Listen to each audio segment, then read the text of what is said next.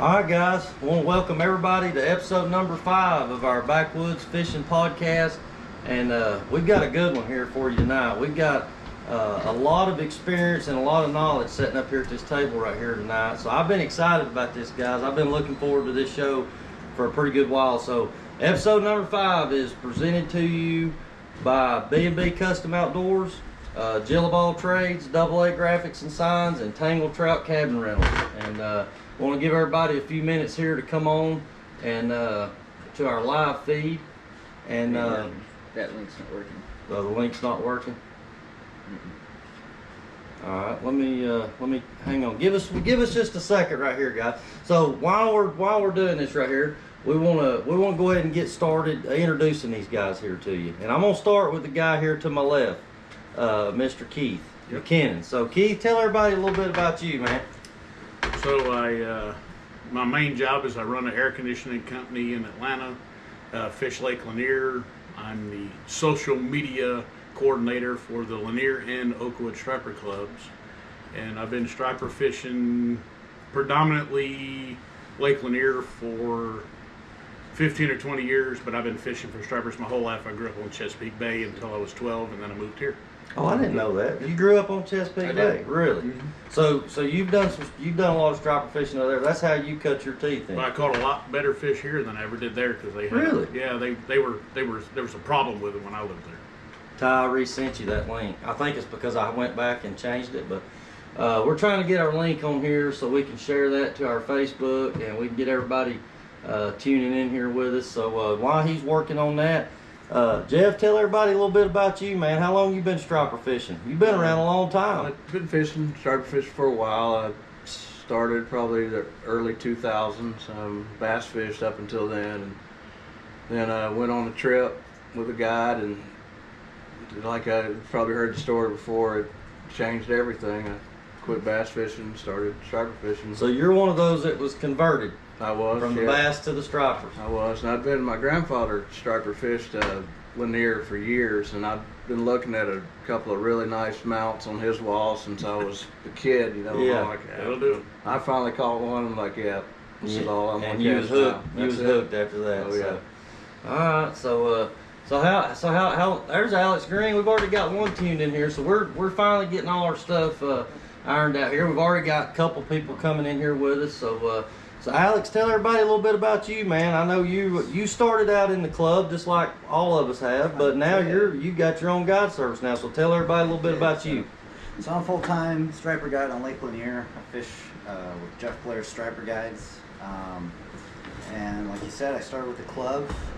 Been fishing Lanier pretty much exclusively for the last 13 years. And I got the striper bug as a cat fisherman. I used to fish the Coosa River really? A lot. Makes sense. And then one spring in the month of April, hooked into a striper, and I said, "What is that?" It was done then. Yeah. Originally from Southern California, so I grew up in the surf out there. Used to catch halibut and rays, corvina, and I was always drawn to fresh water, so I always wanted to. I knew I wanted to end up in the South at some point, just because fresh water is always called to me. Yeah. So I'm blessed to be doing it every day. Yeah. So we got this guy here on the end is from California. You're from Chesapeake Bay. Where'd you grow up at, Jeff? Right here. You grew up right here, so you're like me. You're a hometown boy. Yep. Yeah, you're a Georgia boy. So we got everybody from Boomer's on here. We knew Boomer was gonna be on here, man. He's been texting you, so we appreciate all these guys, their support and everything. And like I said, I've been excited about this, getting you guys on here, and I've had things going through my head all day, questions that I wanted to ask each one of you guys. So, and hopefully I don't forget them. So we're going to take our time, make sure I cover all the bases. So yeah, all these guys are from the Lanier Striper Club and the Oakwood Striper Club. And for those out there that don't know what those striper clubs are, Keith, you tell a little bit about that. Yeah, so we have a monthly meeting. So there's 2 clubs. One meets in Cumming, which is the Lanier Striper Club. One meets in Flowery Branch, which is the Oakwood Striper Club. And each club, a little bit louder too. Okay, each club has a monthly tournament where we get together. It's fun. You don't win a lot of money. It's more bragging rights, but it's an excuse to get out and fish all day, and it's great. Yeah. And then we have a meeting after the tournament. Usually the Monday, Lanier meets on Tuesday after each tournament, and Oakwood meets the Monday after the tournament. And we actually go over all the results of the tournament. We talk about specific places we fished, the techniques, what we used. Unless you're Jeff, then he just says, he fished north of the dam. So that was what I was fixing. That was going to be my next question, because when I was in the Oakwood, I never was really active much in the Lanier Striper Club. We just did the Oakwood Striper Club, and there was some guys that were really informative and would talk to you. Maybe not tell you exactly where they was fishing, but they'd give you enough information that it would steer you in the right direction. Is it still that way, or is everybody pretty tight-lipped? No, except for Jeff. He's the only one tight-lipped. No, Jeff. That's why he wins all the tournaments. Great. I actually will tell you. He actually will. It's amazing. Yeah. He's loosened up a little bit. Yeah, it's after the tournament. That's it. And I think that's the biggest. Do you think that was a big change? That was a great change we made. Yeah, because so more people are willing to share. Yeah. And you get a lot more better reports, more information, and if you're going out to fish that week, you've got a little bit to go with. So well, and I mean, like you said, the tournaments, it's only a couple $100, so it's not, it's really for fun. The tournaments are for fun. Rights. Yeah, so after you buy bait and gas, you only spent $50 a piece. Yeah, so yeah, I mean, being able to have a network of guys, and I'm sure this is something that y'all have all learned. And I'm sure Alex knows too, especially being Lanier, such a big lake. Having a network of guys that you can talk to and trust is very important. I mean, it can help a lot because you can't be everywhere at one time. So if you got other people out there you can communicate with, as long as they're honest with you, I would rather have no information than to have false, misled information, because that could really steer you in the wrong direction. Waste of time. Yeah, I've never been the type to, okay, Alex is fishing over there, so I'm going to go over there and set where I know he's going to fish. But I would take what the report he give me, and try to apply that somewhere else, and try to get on my own bite somewhere else, but with the information that he give me. So I think that's, what we got out of the Oakwood Striper Club when we was in it. For the most part, I mean, Keith was one of the first guys that come up to us and was talking to us. I don't know this guy from anywhere, but he comes up talking to us, friendly, talking about fishing and everything. And we was like, all right, so I mean, this is why we signed up for this deal. He's trying to get your spots. Well, Keith's going to talk to anybody. That's it. Keith talked to anybody. Pull some information out of you. Man, I felt special. I thought he just liked me. Oh, you're special, all right. Yeah. What'd you say you was trying to get? Just trying to get your spots. That's all. My spots. We just had started, man. I found that out after I started talking to you. Yeah, we didn't know anything. I mean, we was at the dam pulling lead core because that's what everybody at the club said to go do. So we've come a long way since then. But really, I mean, that's what got us our start. And when we started, Jeff was fishing with David Honeycutt, an old friend of ours that we don't know what's happened to him. He's disappeared. Yeah, Playing golf. Yeah, he never comes on here and even checks in with us. So we're gonna have to check up on him. But Rooster, that's what his nickname was, Rooster. Yeah. We had a lot of good competitive tournaments and everything back in the day. We did, man. We had a lot of fun. So I wanted to mention this to see if y'all remembered. So do y'all remember the year that Dan Duncan caught the 44-inch striper in the hooch? Yep. Yeah. Everybody was pulling the hooch. On a trout. Yeah. I don't remember what he caught it on. Trout on a number 2. It was an undersized hook. Yeah. That's all they had. Yeah. And I think it was Brett Wendell's idea to Brett Wendell. put the. He said just put on whatever. Yeah. Wasn't he in the aluminum boat, or was he in the big boat? No, they was in Dan's They were in the big boat. And the reason I know this is because they was right in front of us, and we watched this whole thing go down. Oh, wow. I mean, it was a big fish. The fish the board wouldn't hold the fish. It was hanging over the board. Yeah. Yeah, I remember So I remember that. they had to take a cigarette pack and put down at the end of the board to get the remaining of it to see, how much it was. And I don't even know if they would if they would weigh one in like that now, but they did back then. They took it. We still, if it's over the boards we use now are 40-inch boards, and every now and then we get one that's over that. We just put a tape measure or do something. So, Alex, tell us, we got some guys that's coming on here that's asking, somebody said they'd like to, hopefully to learn some new stuff about Lake Lanier. So, with that being said, Alex, you give us a fishing report for Lake Lanier right now. What's going on over there right now? Like we're transitioning from planer boards and free lines to more and more down lines. I'll tell you, last Thursday, Friday, I hardly got a touch on a down line. And yesterday and today, I'd say more than half my fish were on down lines. Really? I'm still running a full spread. I love pulling boards, and I'll pull boards. I'll be the Long last as you one to can. pull boards. You need to ask him what his full spread is. Yeah, it's a lot. It's a lot. And I'll just keep adding weight because I'll pull boards as long as I can. But it was undeniable today that down lines are coming into play 20 to 25 feet from me where I am. Yeah. That herring spawn is still happening on the walls, especially on your sunny, calm days. If it's cloudy, windy, maybe not so much. Yeah. I'll pull more points and humps and do really well that way. Yeah. But I'm excited because June's my favorite month to fish, Yeah. by far. So they're schooling up. They will. Yeah. But June, you get the schools to form up. Yeah, that's It's like the heat gets some metabolism going, but it's not so hot that they're stressed like they are in August. So Yeah. they're quick to bite. When you find them, they're so quick to bite. So June, July, I mean, it's prime time in my Yeah. mind. Yeah. A lot of guys love April, but I feel like you're too susceptible to cold fronts and rain. So April's not my favorite. and the Summer wind. is. We had the wind Yeah, this year. Wind. I mean, Yeah. you know, I don't. When I talk about it, you know, I refer more to Carter's and Notley because that's where I spend most of my time. But March and April for me has always been. I seem like I've caught my bigger fish in March and April, but you don't always have those days where you catch a bunch of them like you can in June and July. So I think June and July presents that opportunity as these fish start grouping up. As long as you can stay on those fish, and as we know, sometimes you'll be on them and catching them, and then next thing you know, they leave. So that opens the conversation for something else that I wanted to ask you guys. How many of you guys thump? Are y'all all thumpers? I do.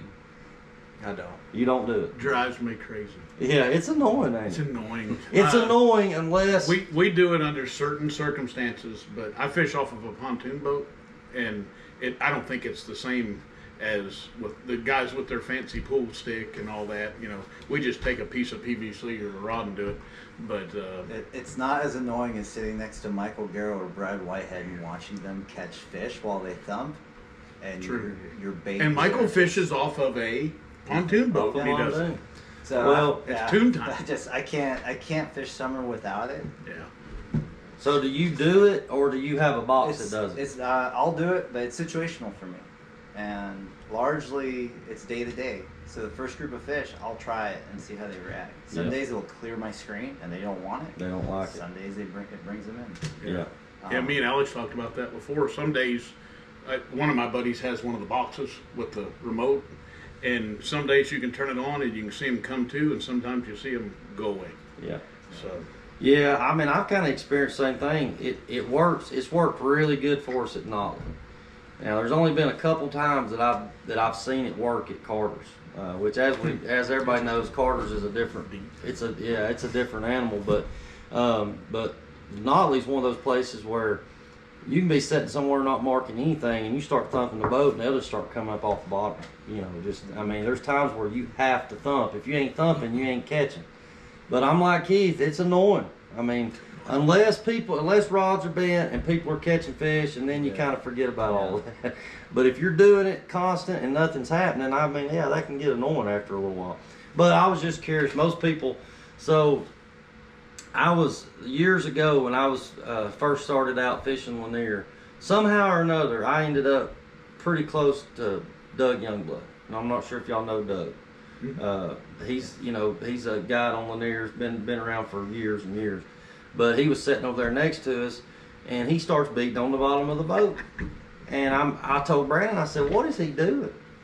Yep. And we was making fun of him, like we was laughing at him because this cat's over here beating on his boat. till 5 rods went down. Yeah, and then he's like doubled up all of a sudden. So we went from making fun of him to the next thing you know, we was over there beating on the boat. So he's the one, whether he knows it or not, he's the one that led us on it. And it wasn't long after that, and it seemed like everybody started talking about it, and it wasn't a secret anymore. Just pretty much like everything else. So I got a question. I'll start with, I got a question for all you guys, but I got a question for Alex. I want to ask him.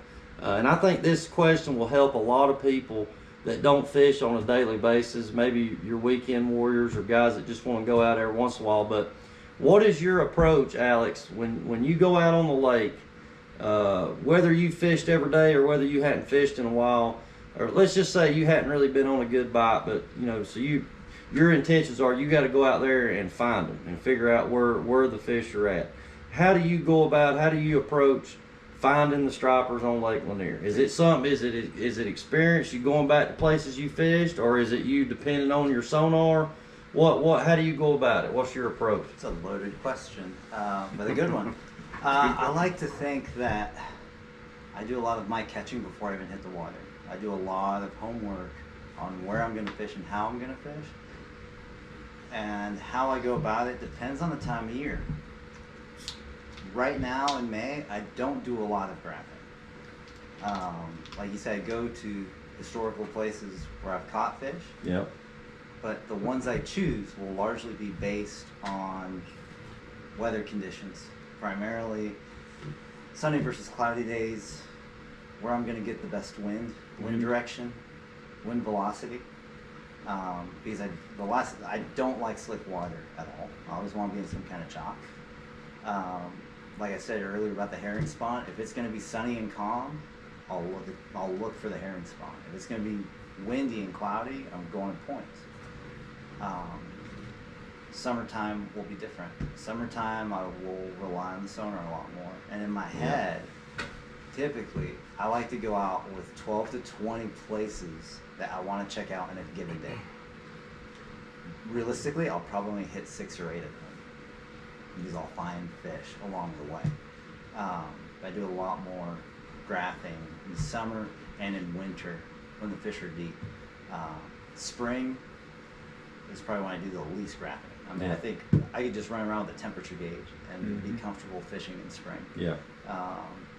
And lately, fall's been very similar for me. Yeah. I saw one question about if we're getting good side imaging or live good imaging. use out of side imaging. Yeah, live imaging on Lanier. I've had the Garmin Live Scope on my boat now going on like 4 years, and it helps, but it's nothing to the level of my side imaging. Side imaging to me, I couldn't do without. Yeah. The live imaging is great, especially for my clients, because it's so intuitive. They can tell what they're looking at without much explanation at all. Yeah.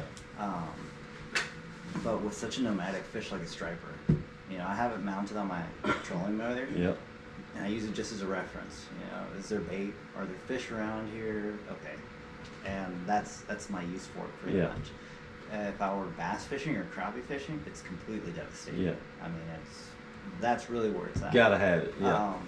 But yeah, for client experiences, it's awesome. So probably why that live scope is not as effective maybe on stripers or for striper guides like me and Alex.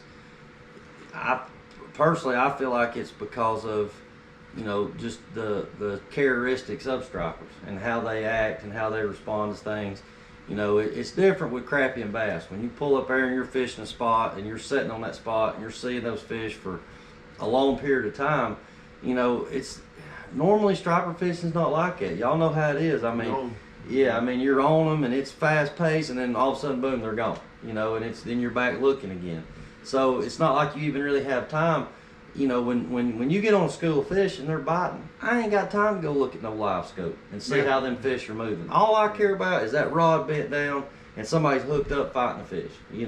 Yeah, it's cool to go up there and see them and all that, but like I said, I mean, you know how it is as a guide, and you're striper fishing. You got 4 people on the boat. School of fish comes on the boat. Everybody hooks up. You're worried about running the trolling motor and netting fish and taking pictures, and the last thing on my mind would be looking at a live scope. But I think there is situations where, if you're looking for fish up shallow, I can see where it could help. The biggest thing everybody is telling me, and I've seen it firsthand, for striper fishermen with live scope is catching bait with it. No, it's Everybody says when you're trying to catch shad or bait, having that forward-facing sonar and being able to turn it and scan like this, and you see them here and boom, throw your net. That's what everybody's telling me. You know, it's pretty much a must, like crappie fishing and bass fishing. So I'll say one more thing about the live scope that I've noticed is the stripers don't seem to like that beam kept on them. So if I see them on live scope, I'll make a mental note of where they are, but I'll turn it and approach them from the side or just drift in near, but not keep the beam on them, because more often than not, maybe it's because they're so inclined to their lateral lines or something. If I approach them and I keep them on screen right before I get to them, they'll just scatter. They'll leave. Yeah, so that was another thing that was brought up on our very first podcast.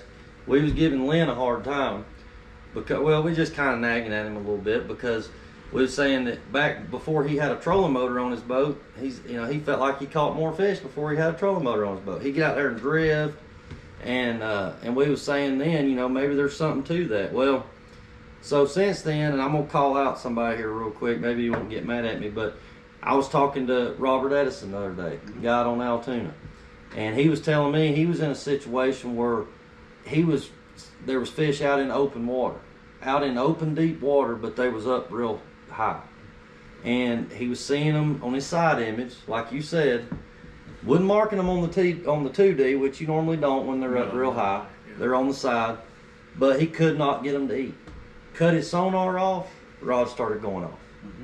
So that pinging of that sonar, and I do know for a fact, because I have been on fish before and 4 or 5 boats come in or whatever, and everybody's sonar's pinging and it screws them all up. They'll leave or they'll quit biting or whatever. So, as good as all this technology is with these trolling motors and these graphs and stuff, a lot of times, man, the old school might be the way to go. Might be the way to slip in there on them fish. And these fish, they ain't stupid, and they get used to all this pinging of these sonars and the vibrations of the trolling motor and stuff. So, well, you're talking about like at the Striper Club. We'll go have a tournament on a Saturday, and we'll come to a meeting and be like, well, where'd you catch them? What'd you do? We'd be like, that's in the mouth of 6 Mile. I can't believe how open you are. They're gone. They're not there. Yeah. So it's one of those things. If you ever seen Forrest Gump, where Lieutenant Dan was out there fighting that storm, that's Alex fishing a point in the wind. Because you'll call him up and be like, "What are you doing?" He's like, you hear the phone just going great. What are you doing? I'm tucked around the corner out of the wind. You need to get out of there. You need to come out here. So we got 13 lines out and 20-mile-an-hour winds. Yeah. So here's a good question. There's Mark Crawford. Appreciate you, Mark. Boomer said, when is it time to leave a school of fish when they're not biting your bait? Wait. And what's your go-to methods to strike a bite in that situation when they are stubborn? That's a loaded question too, man. Very good question. Which one of y'all wants to take that? Jeff does. I'll say I'm going to wait. If they're there, I'm going to stick around. They'll eventually eat, and I'm going to hit them from all directions. I'll come at them one way, and if they don't bite, I'll come at them the other way. Yeah. I'll adjust my leaders maybe. I might change my hook size, but I'm not going to leave them if I'm seeing fish. Yeah. Well, and I can see both sides of that because, I feel like, when I'm going to leave is when I get to a point where not only am I not getting bites, but I'm not even seeing them anymore. It's obvious that they've moved on completely. Yeah. If I'm not seeing any signs of them anywhere, but I'm like Jeff, man, if I'm marking fish and I'm getting blow-ups and stuff like that, I'm going to keep working them fish, Or I might pick up the phone, I might call somebody fishing in another spot and say, hey, are you catching them over there? If they're getting the same thing that I'm getting, I'm staying put. Now if I feel like there's something better going on somewhere else, then, sometimes picking up and making those moves. But as we've all experienced as striper fishermen, when you make those decisions to make those moves, sometimes it works out and you're like, man, I'm glad I did that. And then there's times where you look back and think, man, I wish I'd have stayed put where I was at, More often than not, I go back to where I was. And that's the key right there. Yeah. Going back. So don't leave fish to find fish, at least for a little bit. But if you're on a school of fish, if I'm sitting on a school of fish and I'm watching a school, and my downlines are down, and there is absolutely zero movement, and that bait fish is in the middle of those fish, I'm leaving. Yeah. I'm not going to stay there. Yeah. I'll come back. They're not ready to eat. So I'm gonna give Jeff Blair credit for this answer because he always told me the more you fish, you're gonna start. It's like the Matrix. Like you start seeing things differently, and this is something I see very differently in the summertime, especially. Like the situation that Keith just said. If I drop bait in the middle of fish and they don't immediately come at it, they're just not ready to eat yet. Yeah. Then it gets to the point where you can almost tell by how they're set up on your graph if they're ready to eat or not. Absolutely. If they're clumped really tight together, I don't want to drop on them. If they're spread too far apart, they're not ready yet. When I roll in and I'm seeing 2 or 3 marks like every 5 to 10 feet, like they're relating to one another and they're spread, but they're not clumped together and they're not too far apart, to me, that's when they're ready to eat. Yeah. And there's been times where I'll go into a bay and, Jeff would call me and he'd say, those fish aren't ready yet. Just hold off on them.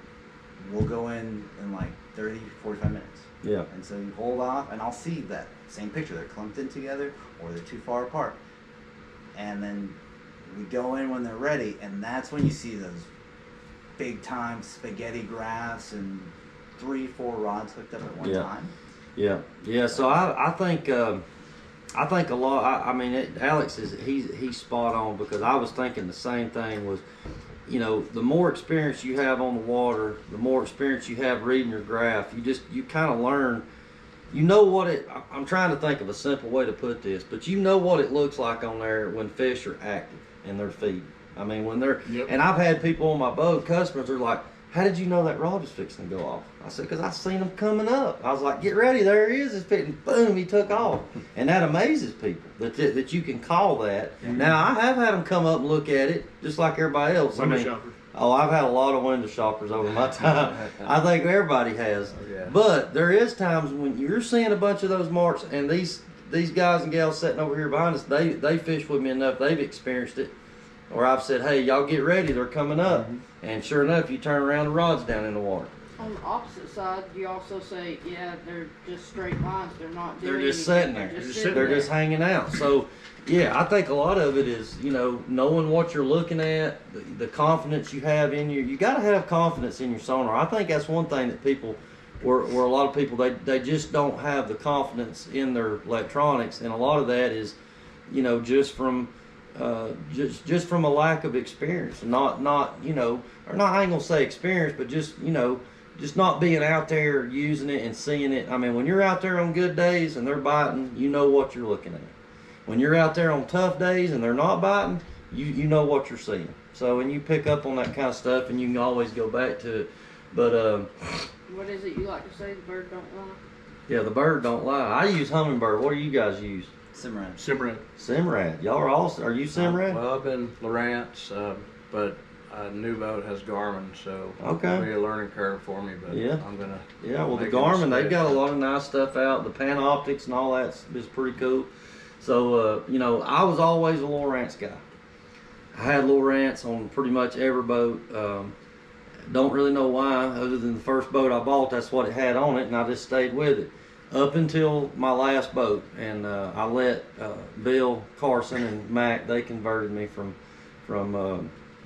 Lowrance to Humminbird. But I like Humminbird, and I tell them, they said, "Are you sure we're seeing?" I said, "The bird don't lie, man. The bird don't lie." Now, it don't make them bite, no. But you know what you're seeing. You know what depth they're at.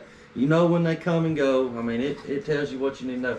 So somebody asked, what are your go-to leader sizes? That's a common. Tom's on that's Tom. He's on my team, my tournament team. Oh, okay. So he wants to pick their brain. Okay, he wants to pick. He knows competition. Yeah. He likes higher than I like. Yeah. So I mean, it depends. If it gets go-tos, I'm 12 pound, pretty much, almost always. If I'm fishing bigger baits, certain times of the year, I'm going to bump up the leader.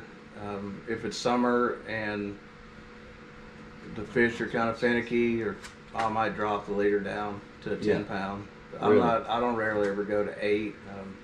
That's pushing it, ain't it? Yeah, it's just I just got my feelings little hurt. light. I get my feelings hurt with that. Yeah. 12 pound tatsu for me exclusively. 12 pound pretty much tatsu. year round, Yeah. unless I'm fishing gizzards, and then I'll go 15 pound tatsu. The Yeah. break strength is I greater.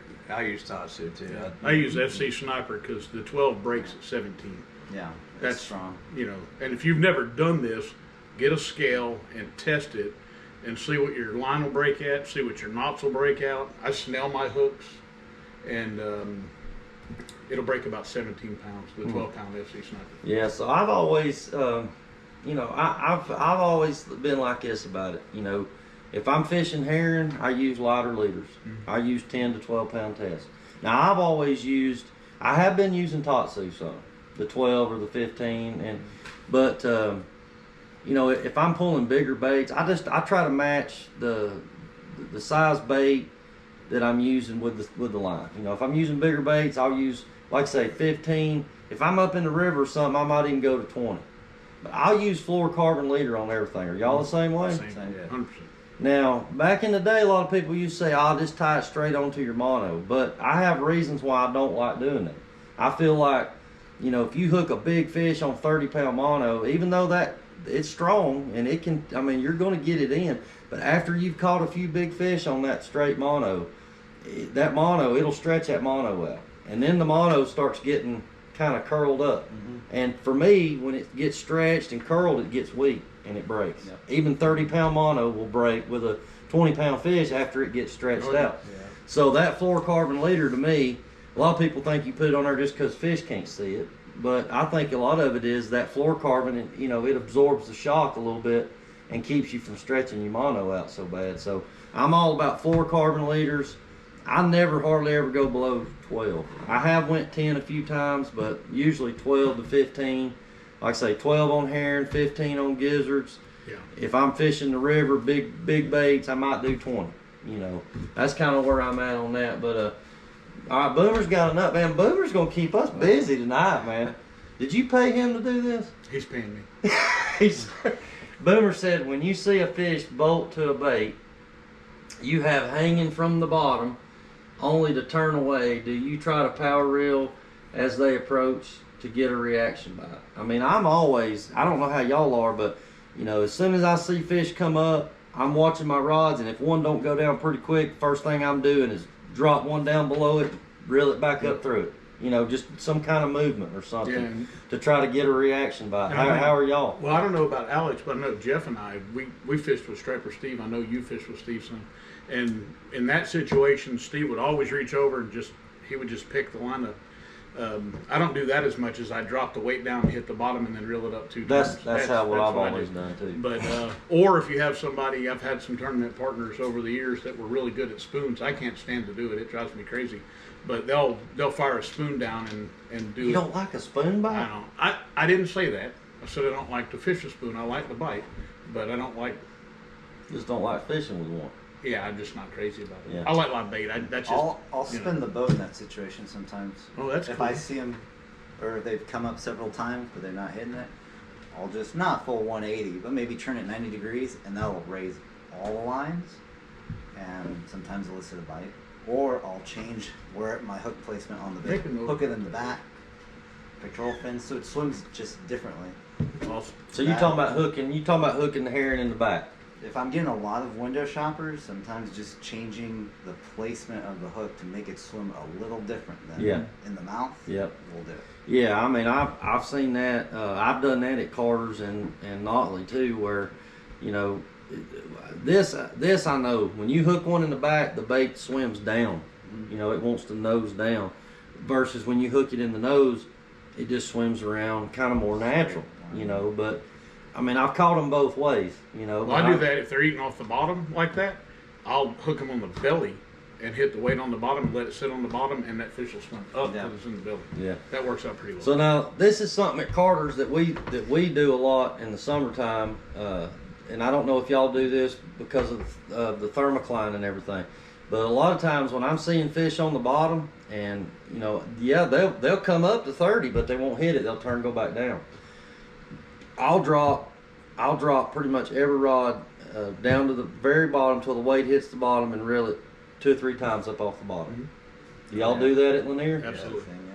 So I mean that's something that I think, you know, even if you're seeing those fish, I know it's cool to see those fish shoot up to 30 or whatever, but if you're not getting those bites and you're seeing them, you know they're coming up from the bottom, put them down there where they're at, and so they don't have to come up that far. But on Lanier, we catch those fish a different way too, because we'll have downlines out. If we're spot locked, we'll have downlines out, and we'll pitch baits out on the free lines.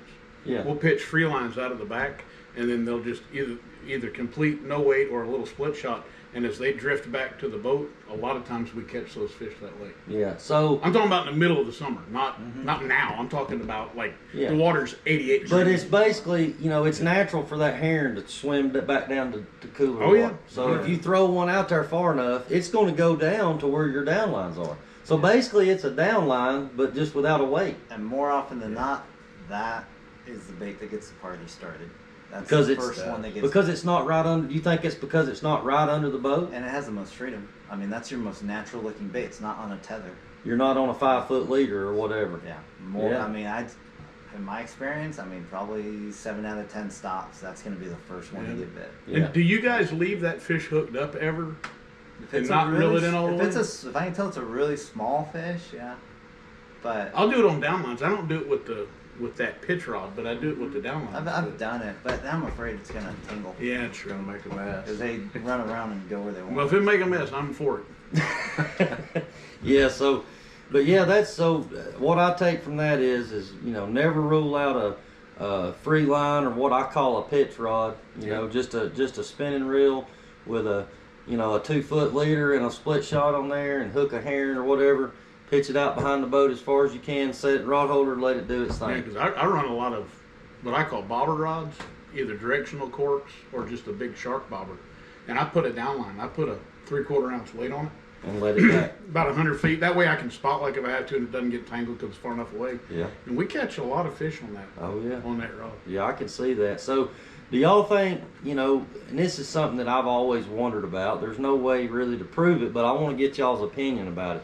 So when we're summertime downline fishing, you know, obviously your downlines are right straight down under your boat. Do you ever feel like the reason them fish, when they're coming up and they're looking at that bait and going right back down, do you think it's, you know, a lot of it is because they're seeing the shadow of the bottom of the boat?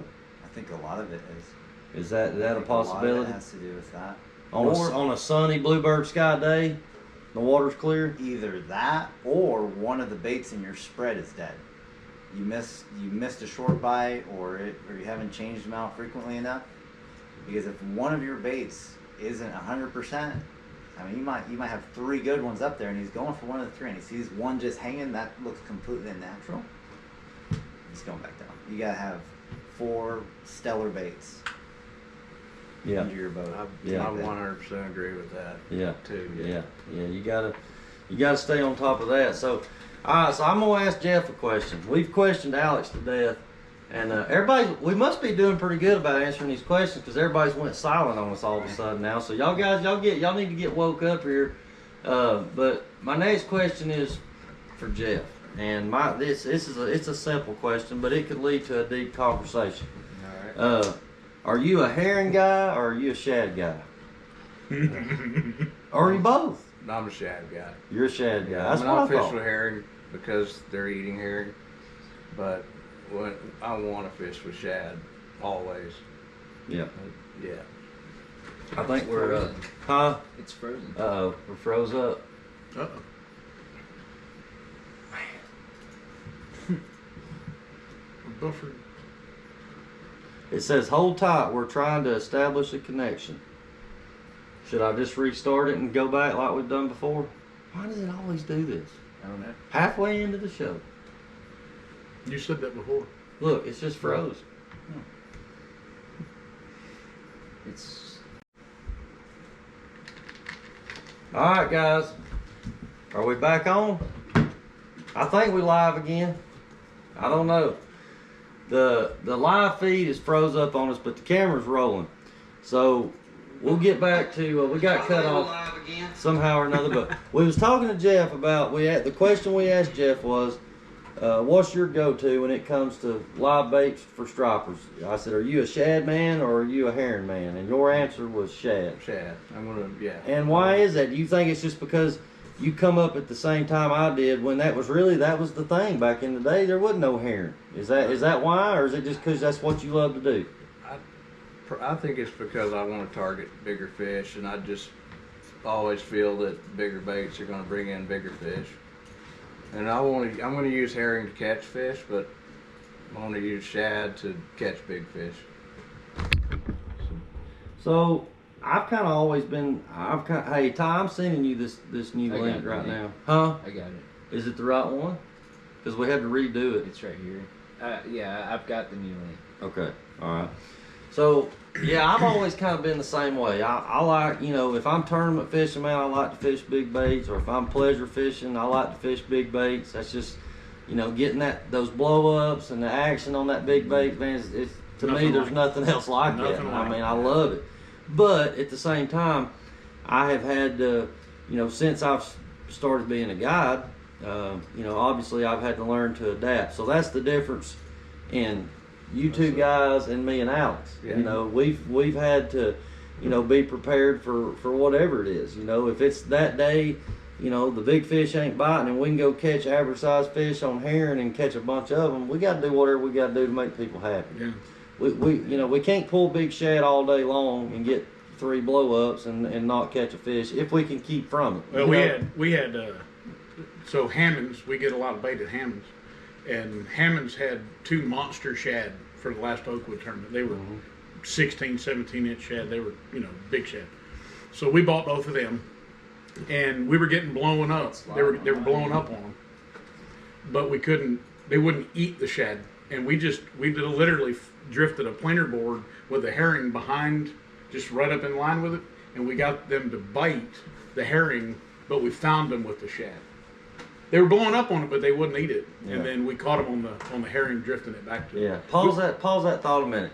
Hey, maybe if you cut this thing off and the TV, cut it off, cut it back on. We're trying to get the live feedback going, guys, where we can see everybody's comments and everything. But we're working on it, man. We're always got every time that we think, all right, we've got all of our technical difficulties ironed out, and then it's something new, it's something different every time. I guess that's just the way it is with technology and cameras and everything. We're learning. As I've said before, we probably know more about striper fishing than we do, and I'm not bragging, but we know more about that than we do podcast technical equipment. So, but anyway, we're trying to get it back on. So if anybody's commented on there, we'll get to you as soon as we can get it back on there. So, Alex, I guess you're like me, man. You probably do both. You probably do the shad and the herring, don't you? Probably do shad the least, to be honest with you. I'll do. I'm bigger on trout, and thanks to Keith, medium shiners. I'm a big fan of medium shiners. Yeah. So he didn't believe me when I first told him. So that's still a thing. That was another question that I had in my head today.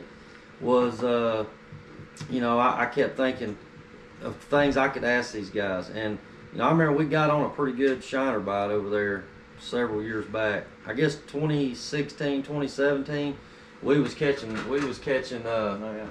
Yeah, we're back on here now. Woo. So everybody's saying test 1, 2, 3, but we same way. Somebody told me about catching stripers on shiners. I'm like, no way, man.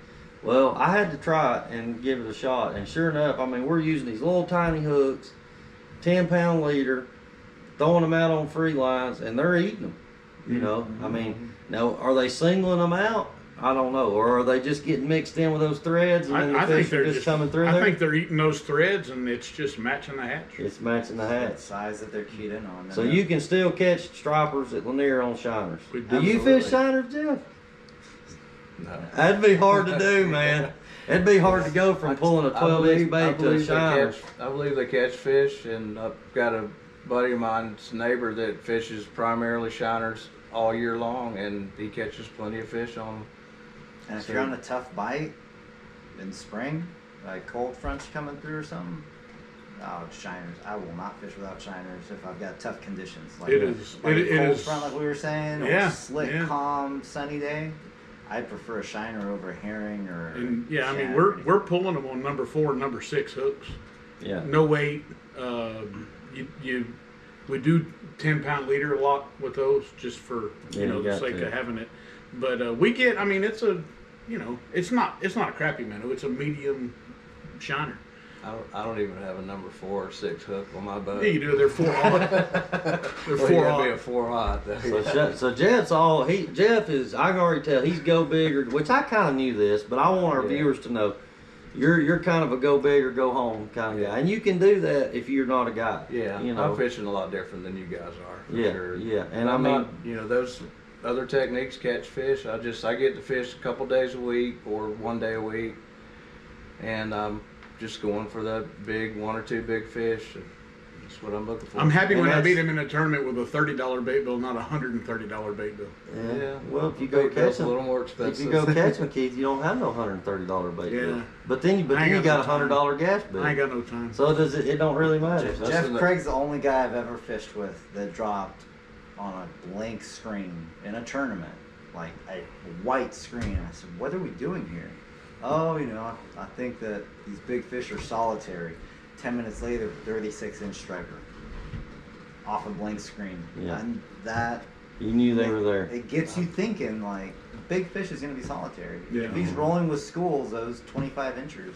are But gonna we've all had be- a striper hit a bass that we're reeling in. Yeah. They'll eat a big don't bait. say that. Don't say that. They will. Man. They will.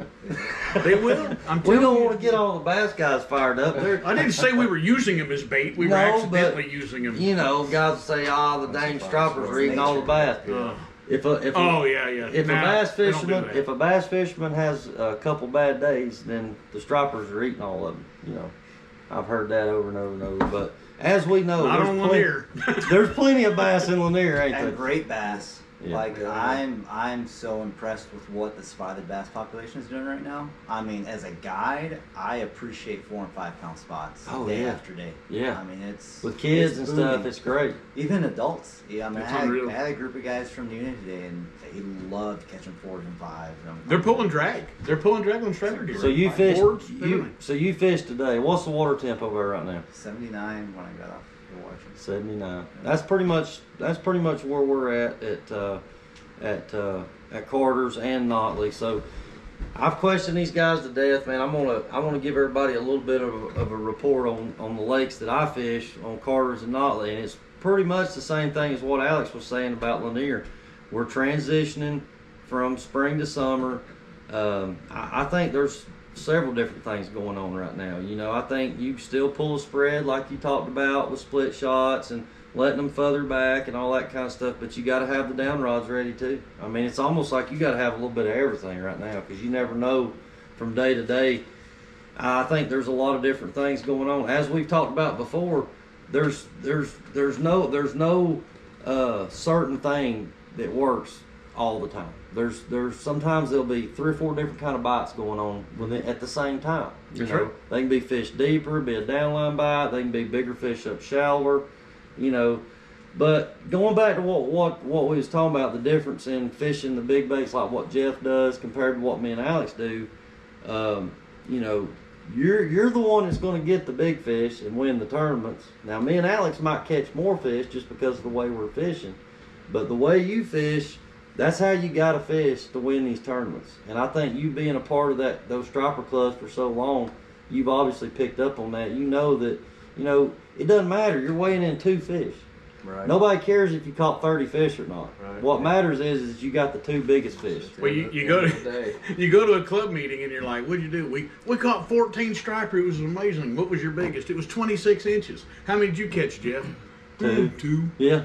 Well, how big were they? Well- It's 35 inches and I know 32. you and Alice caught plenty of big fish too. Yeah, that's true.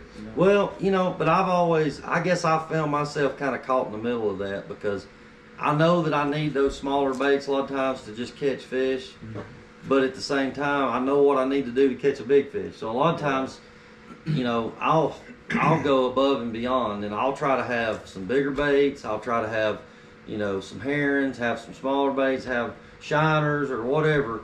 You know, I try to always have 2 or 3 different size baits. Yeah. You know. Well, Alex and I both pull.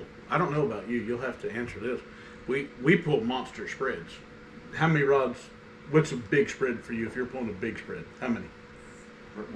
With clients? Yeah. No, just in like you're just playing. How many? With Jeff Craig and Tom Becker, 17 lines. Yeah. So I can pull 24 now. I got 24 rod holders on the boat. Yeah. And 24. we'll fish 24. No way. We do. No way. Yeah, we do. Wow.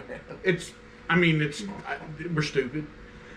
Because, you know, if the wind starts blowing, we're going to get tangled. We're going to get a mess. But, you know, I can run. 24? You might I catch a thought lot Brandon of was fish, crazy huh? that day for putting like 14 out. No, we can fish 24. I think I Our know normal spread for us is 18 to. that's a normal spread.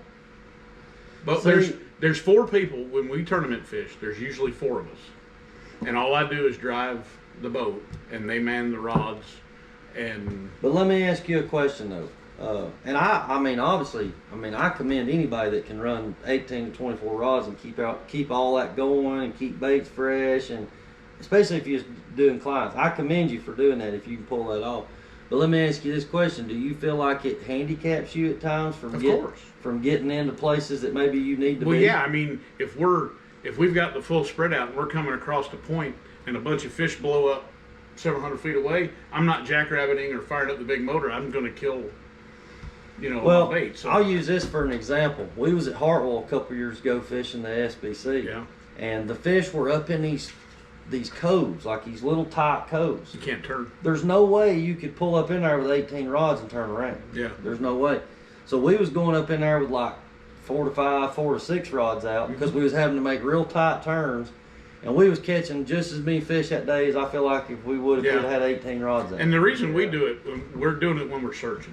You know, we've got Right, if you're we're trying to running, figure out- you know, 3/8 ounce on boards. We got 3/8 ounce sinkers, 1/4 ounce, a little split shot, no weight.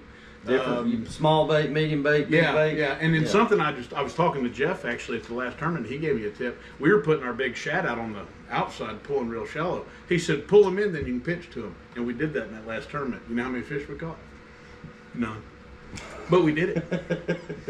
Well, sometimes. I'll say this. And I take that back. We drifted herring back on the planer boards, and we did catch 2 stripers. Yeah, doing I think me We and did. Jeff. Not pitching. I think me and Jeff have a lot in common as far as the way we fish because, you know, I've always liked to put a good spread of bigger baits out, especially in the spring or fall. But I want to be able to. I've told clients this too. They're like, "You want to stick another rod or 2 out?" And I'm like, "Let's wait a minute and see what happens. If we need to start trying stuff, we'll put another rod out. We'll try this, try that." But I want to be able to manage it. Yeah. I want to be able to manage my spread because if we start hooking good fish, I want to be able to move this one out of the way, move this out of the way, do what I got to do to land them fish. I mean, it does. You can put 48 rods out there if you want to, but if you can't get them fish in the boat, if everything's getting tangled and you're losing more than you're catching because of it, then I feel like you get to a problem where you're like, all right, I got it. I mean, how many times have you guys been on such a good bite that it was like, okay, I can't run but 2 rods? Well, yeah, that's different than trying to figure out. That's what you want. You know, That's the goal. That's the goal. But if you're going over fish and you're seeing bait or points or broke up bait or whatever you're fishing, and you know, we don't know, so we're putting out a big spread to go over that, and then once we determine what they're going to hit, we shrink Well, it's the why spread down. I like scattered fish. I like fishing scattered fish, like singles here and there. Now, Right. that's for a full spread. Sure, Some absolutely. guys, like the guy like Jeff Blair, will go around looking for a group of fish that he can drop down lines, maybe pitch a couple free lines on, and catch all the fish Yeah. at once. 2 different styles, both catch Both fish work. very Yeah. well at the same time on the same day. Mm-hmm. But I've always gravitated towards running a spread and, like Yeah. you say, searching.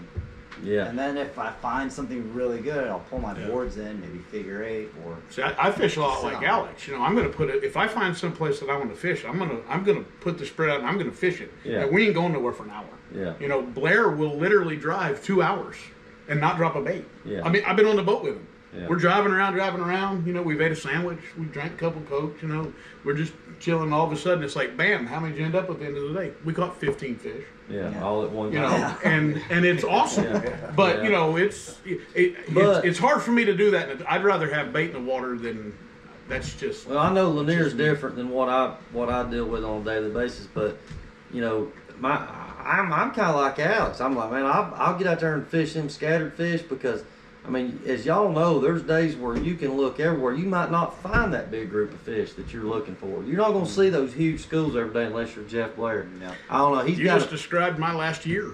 huh? I haven't seen a lot of schools. I don't really fish for that bite. Yeah. Well, we all know Rarely do Yeah, I either. mean, we're, the bigger fish that Jeff likes to fish for are typically not in those big schools. So, That's you know, it.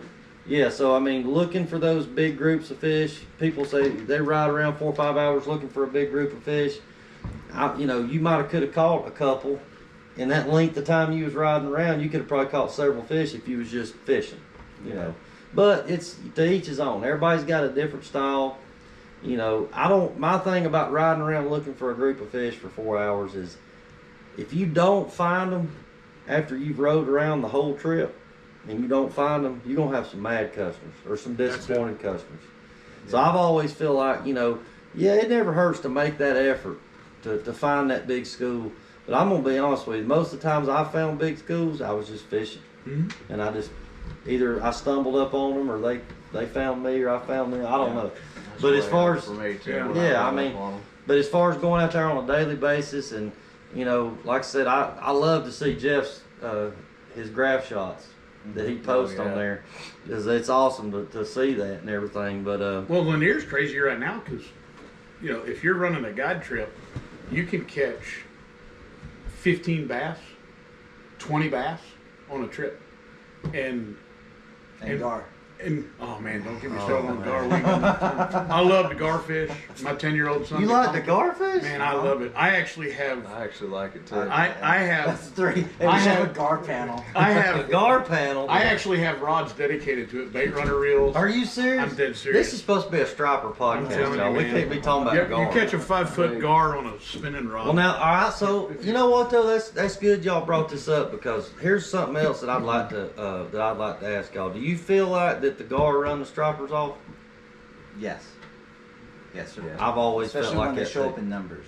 yeah, One or two for of sure them, on not so that. much, but Yeah, Because yeah, I've been, yeah, I I've agree with been, we was up around Toto one time years ago, and we was catching the crap out of stripers, and all of a sudden gar started showing up. We hooked one, we seen them swimming around, and then stripers are gone. And I've seen that on several occasions. So I feel like those gar, when they group up and come in there, man, they'll run. Them That's- stripers will leave. But the small gar, we catch stripers with the small gar. If you got a gar about that big and you start catching gar, we catch a lot of stripers, especially around marina walls. So basically, guys, if you want to go on a striper fishing trip on Lake Lanier, call Alex Vasquez. If you want to go catch, if you want to go on a gar fishing trip, call Keith. I run 'em. Call Keith I run 'em. Mackinnon. So They're awesome. Those gar, that gar fishing. If you run up on a big school like that and you get a light spinning reel and you pitch out to them and you'll hook up on 20, 30 of They them. fight good. And Yeah, and they it's jump, just a matter of an tail hour They or so. dance, they Yeah. tail walk. Yeah. Yeah, it We can be just fun. we crush a herring a little bit, give it a little squeeze, and pitch. And it's sight fishing too. You can see them, so Yeah. you pitch it out there. And the bait runner reel is a spinning rod with a clicker. Yeah. So you click that thing, and then when it takes off, it runs. You can also do it with conventional gear. Just don't leave the clicker on, but take it out of gear, Yeah. and then you'll catch it. If you just first grab a gar when it first bites, you'll never hook it. But if you let it run, So when you are we can hook going it. gar I'm fishing? telling you, man, come do it. Bring that GoPro. We'll have a Bring that blast. I'm GoPro. telling you.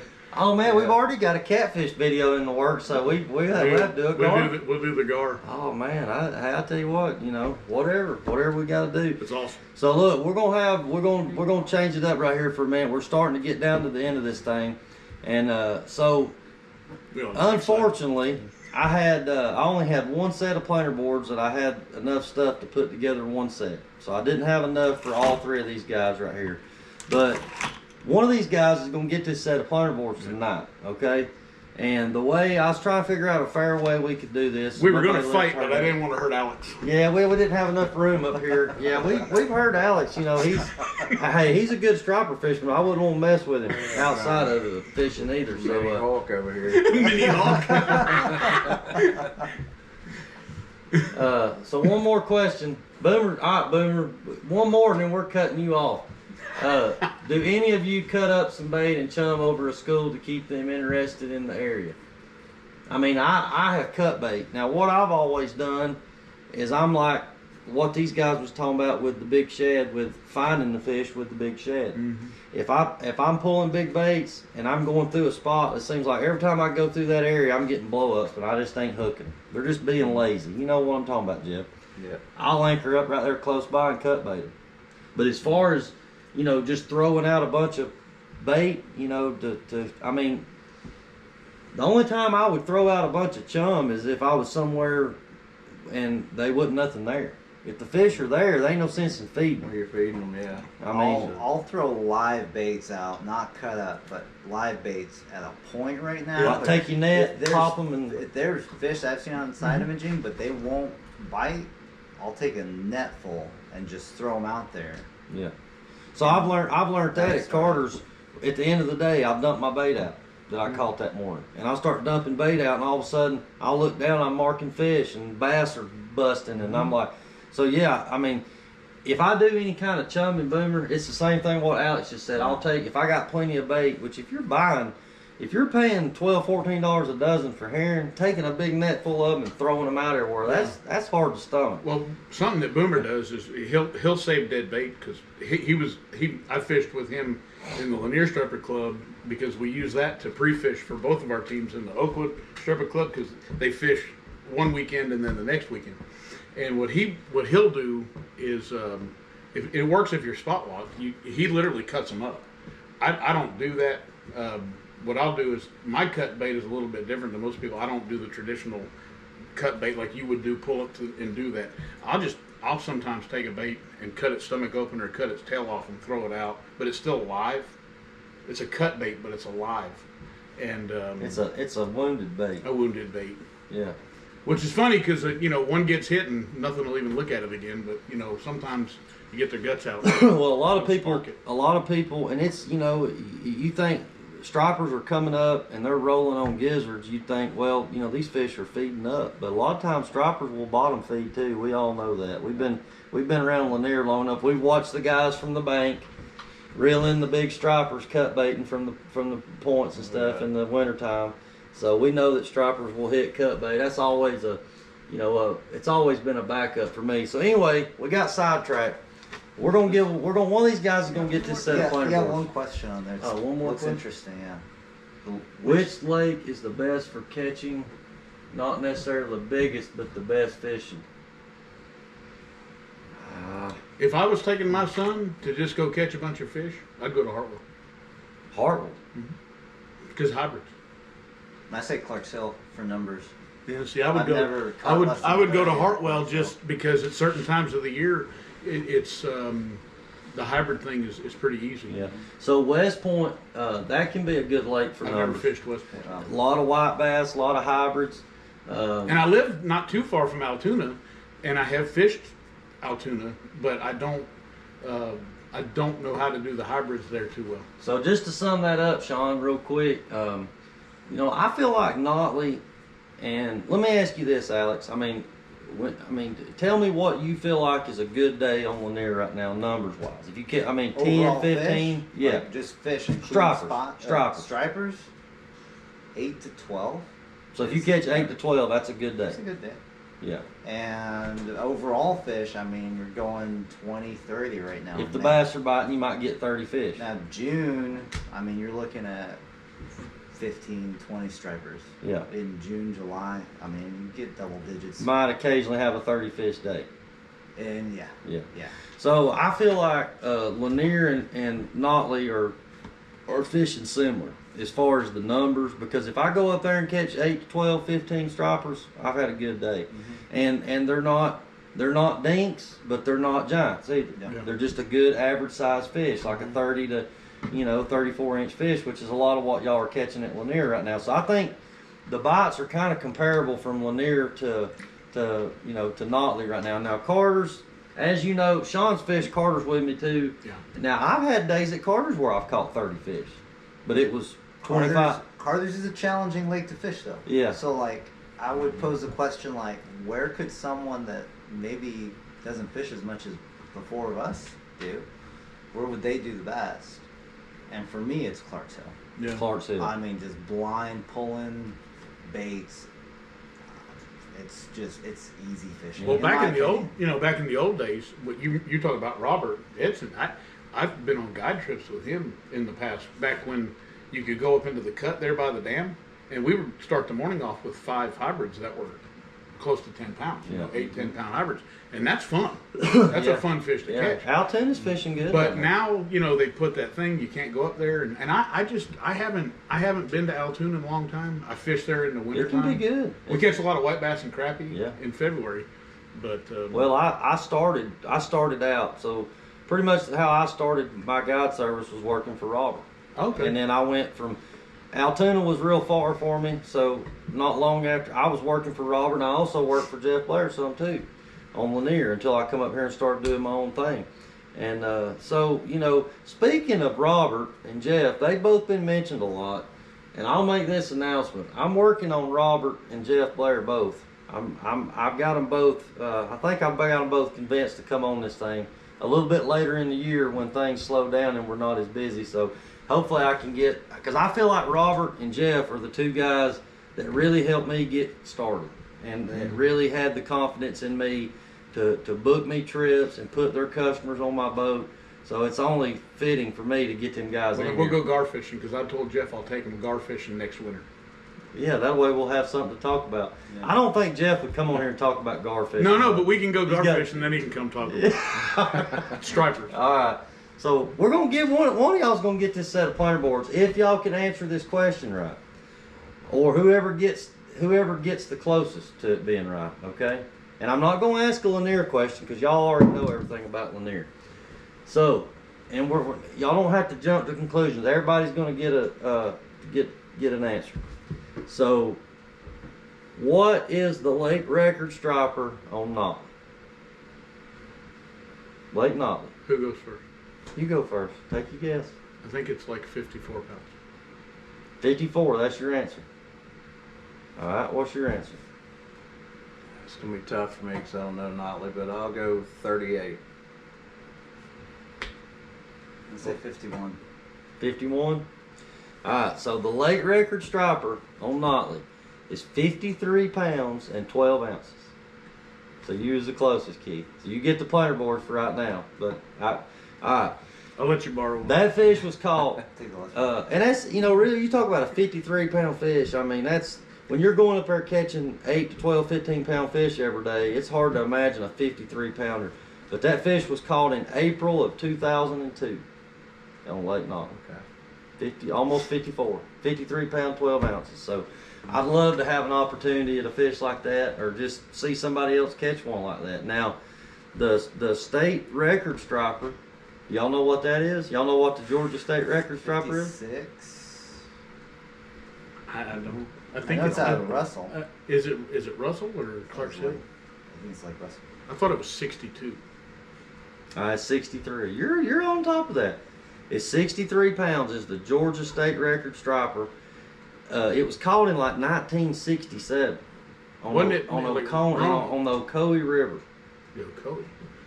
I thought it was. But there was a fish caught the exact same size in 2009 out of Russell that was 63 pounds. So I don't know how they determine that, but I don't know if they give it to the newest one or because it was 63. So the Georgia state record 63 pounds. So Notley was, like 10 pounds being a Georgia state record. So anyway, I thought that'd be fun. Maybe give some guys some things that maybe they didn't know. What's the biggest you ever caught out of Lanier? 34. 37 last April. Yeah. My biggest one's right here, 35. Yeah. I caught a 36. April 16th of 16 before we had the the fish kill. That fish right there was caught in Sardis Creek on a flat on about a 15 or 16 inch gizzard shad. No stinger. Eat it. So another quick hey, I keep thinking of stuff. We may have to extend this thing a little bit. I keep thinking of stuff. Oh, okay, all right. Well, it's good. I can't help it. So Jeff, are you stingers or no stingers? Depends on the situation. If I'm getting a lot of short bites, I'll put a stinger on, but I'm not going to start out with a stinger. Even if it's tournament money's on the line? No, I don't particularly like to fish with them, just because they're a pain. If you do fish with them, where do you put them on the shad? That'll depends on where I'm fishing. If I'm pulling a shad on a bank, I'm going to put it on the bank side of the shad. If I'm pulling that. If I'm Well, I just pulling meant out in like open water, I'm going to put it underneath the back.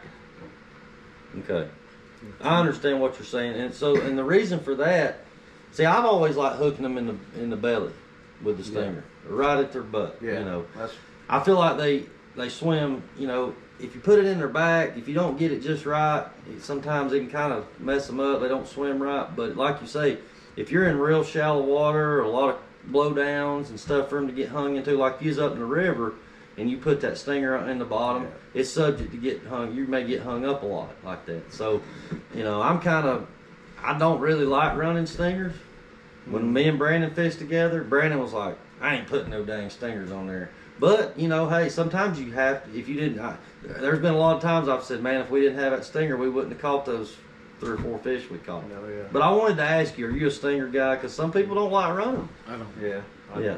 I don't. So you don't run them. All right. I'll tell you this too. Going back to the thumper thing, you asked me earlier if I thump. I don't, but I got a neighbor of mine that's made a pretty decent thumper, and I'm going to put it on my boat this summer and give So it. You're fixing to be converted to thumping. I'm going to give it a shot. Yeah. It does work. I believe in it. works. I just get annoyed by It's sitting there annoying. with a pool stick, doing it. But now I've got an electronic one to use. You know, my thing on it is this, man. Is how did that come about? Because when we was all first started, and I was part of the Oakwood Striper Club or whatever, nobody ever talked about that. And it's like all of a sudden everybody starts. I guess it was just one of those things. 1 or 2 started doing it. They proved it worked, and it took off. But a lot of guys out on Lake Texoma, out in Texas, are doing it. I mean, it's like they're having a splasher out there. I'm building a big splasher things. right now. I've seen. Yeah. Oh, really? I got a splasher. I've seen videos of them sitting there for just minutes on end with that thumper going boom, boom, boom, boom, boom, and showing their graph how the fish just keep coming up to it and everything. But I'm like, how could you sit there for hours on end and that thing just thump, thump, thump, thump, Boomer's thump, talking thump. about thumping. Boomer and Junior do thump in tournaments. And when I fished with Striper Steve, I fished with him a lot. He would turn on the radio. He had a pretty booming stereo in his boat, and he said it worked like a thumper, but we would just be jamming out, and it was wild. He'd be up there playing gangster rap and stuff, and he's like, I'm drawing in the fish. I was like, oh, it's crazy. Yeah. But it worked. So, it's getting deep, man. Sean said, out of the 4 of you, who is the best fisherman? Not me. I'd probably say Alex. He's probably the best one up here. Best overall. So speaking of Alex, we want to let everybody know real quick before we wrap this thing up. I learned from you. He's a full-time guide on Lake Lanier. So if you guys are looking for a guide on Lake Lanier, you want to go out with somebody, Alex is the man. Yeah. Now Keith said he was like number 8 I'm on a the solid list. number 8. So if you call everybody and they've booked up 7 other people, I'm a The solid one number thing 8. I'm gonna say about Keith and Jeff Craig, if you join the Oakwood Striper Club, these guys right here, you won't meet better guys. I mean, they'll talk to you. Jeff will talk to you as long as he ain't on a really good bite or something somewhere. No, I'm just He's gotten better. Huh? He's gotten better. He's loosened up over the years. He used to be a little bit tensed up about it, but we all have learned over the years that it changes. Fish move. What we think's a secret ain't really a secret anyway. Somebody else has already found it. So Well, you've been talking about it all night. The thing about the clubs that's so great is that you get to develop a network of people. Yeah. And, I talk to Alex 2 times a week, sometimes 3. A day.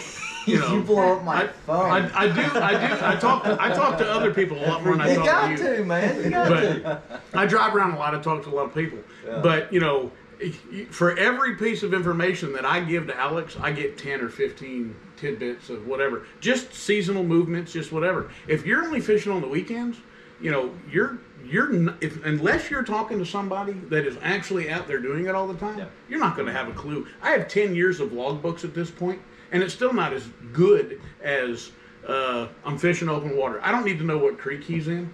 I just need to know, you know, I'm pulling down lines over 60-foot bottom on windblown point. I can find that. I can figure that out. Right. I don't care that he was in Sardis Creek. You know?